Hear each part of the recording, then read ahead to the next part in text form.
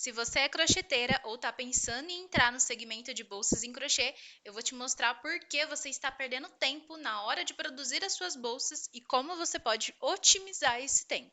Muito prazer, meu nome é Viviane, eu vendo mais de 170 bolsas de crochê todos os meses e eu te ajudo a vender todos os dias suas bolsas de crochê. A primeira etapa do processo é a venda, é onde nós nos posicionamos. Se você não assistiu o vídeo anterior, eu sugiro que você assista e comece a praticar os 5 passos mais importantes para que você comece a sair do zero a pelo menos uma venda por dia com as suas bolsas de crochê. Quando eu comecei, eu não aceitava demorar 3 horas, 4 horas para poder fazer a fabricação de uma peça e torcer para que ela seja vendida. Então, o que aconteceu? Eu peguei uma agulha e comecei a fazer, e aí descobri a tensão do meu ponto. Depois que eu descobri que o meu ponto era um pouco mais tensionado, eu comecei a pegar outras agulhas e aí eu comecei a fazer mais crochê até eu conseguir entender qual agulha se adequaria melhor para o fio e para a minha tensão. Então, precisa ser uma união dos 3 pontos. Não só a agulha, não só o fio, mas também a tensão do seu ponto. Teste várias agulhas com vários tipos de fio. Principalmente eu hoje que trabalho com bolsas que são feitas em fio residual, então eu tenho sim um pouco mais de habilidade para poder trabalhar, porque o fio residual ele tem várias espessuras no mesmo fio.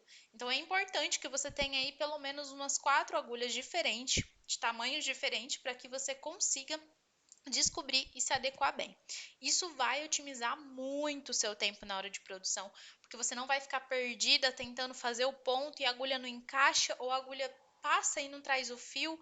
É muito difícil isso. Então, isso otimiza muito. Descobrir a tensão do seu ponto e separar as agulhas certinhas, fazer testes, vai otimizar muito o seu tempo. Depois que eu descobri isso, eu vi que tinha alguns tipos de ponto que era mais fácil de fazer, simplesmente porque era mais fácil. Por exemplo, o ponto baixo ele é muito mais fácil do que fazer um ponto puff, né? Aquele ponto que você faz várias voltas. Eu vou colocar a foto de um ponto puff aqui, que você faz várias voltas e ele parece bem um marshmallowzinho assim, um quadradinho, uma bolinha, não sei. Então é muito mais difícil esse ponto do que um ponto baixo. E o ponto baixo, eu descobri que você consegue usar ele de várias formas. Então você não faz só um ponto baixo normal. Dependendo do ângulo que você faz o ponto, ele sai diferente. Então aí é uma outra sacada. Utilize pontos que sejam fáceis de você praticar. Comece fazendo os pontos básicos. Aprenda a fazer o ponto baixo, o ponto alto, o ponto baixíssimo. Depois que você aprender essas técnicas desses pontos mais básicos, você começa a desenvolver em cima desses pontos. Essas bolsas que estão aqui atrás de mim, todas elas foram feitas em pontos baixos.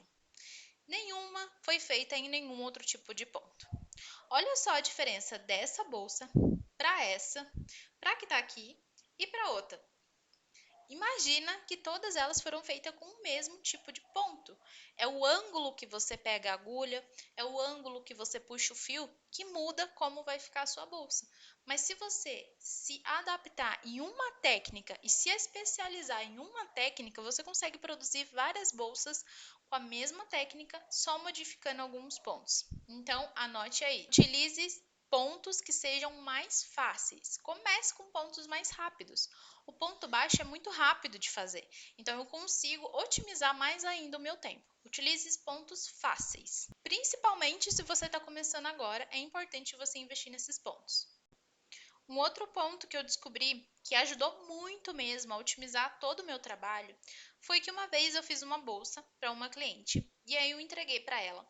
E ela viu o forro muito bem forradinho, linda por dentro, com acabamento.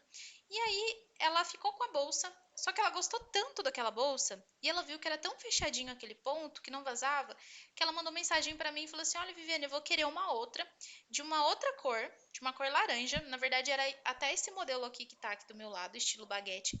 Eu quero essa daí, só que na cor laranja. Ah, e mais uma coisa, não precisa pôr forro pra mim, tá bom? Porque eu vi que ela é bem fechadinha." Então, a própria cliente entrou em contato comigo e pediu para que eu não colocasse o forro, porque a bolsa já era muito fechadinha. E aí eu vi que isso otimizou muito o meu tempo, foi muito mais rápido.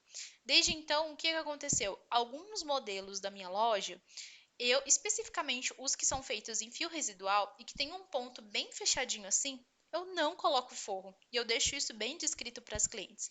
Nenhuma das clientes reclamaram, nenhuma cliente reclamou disso e dá super certo, porque imagina o tempo que você gasta para produzir o forro, para colocar o forro dentro da bolsa, então, isso aumenta mais ainda o seu tempo de produção. E nós sabemos que no caso da produção em crochê, o tempo ele é sim dinheiro, porque você precisa contabilizar o período que você está trabalhando em cima daquela bolsa para poder colocar um preço em cima daquela bolsa. Então, sim, o tempo, no caso das bolsas de crochê, é dinheiro. Então, você precisa tomar muito cuidado com isso. Separar alguns modelos da sua loja que não precise de forro e que tenham os pontos bem fechadinhos, vai otimizar demais. Então, já anota essa dica, que essa daí vale ouro. E sim, você pode avisar isso para suas clientes. Olha, esse modelo não tem forro, mas ele é bem fechadinho, não vai aparecer nada, pode ficar tranquila. As clientes não reclamam porque elas já sabem que é um produto manual, é um produto artesanal e mesmo assim ele não perde o valor. Eu vi que realmente eu estava otimizando o meu tempo. Meu tempo estava sendo um pouco mais rápido, só que eu não sabia quanto estava sendo um pouco mais rápido. Eu sabia que no começo eu demorava horas para produzir. E aí depois eu comecei a diminuir esse tempo de horas, começou a sobrar um tempinho. E eu falei, ué, mas quanto tempo que eu estou economizando? E aí, qual que foi a sacada? Pegar um celular e cronometrar.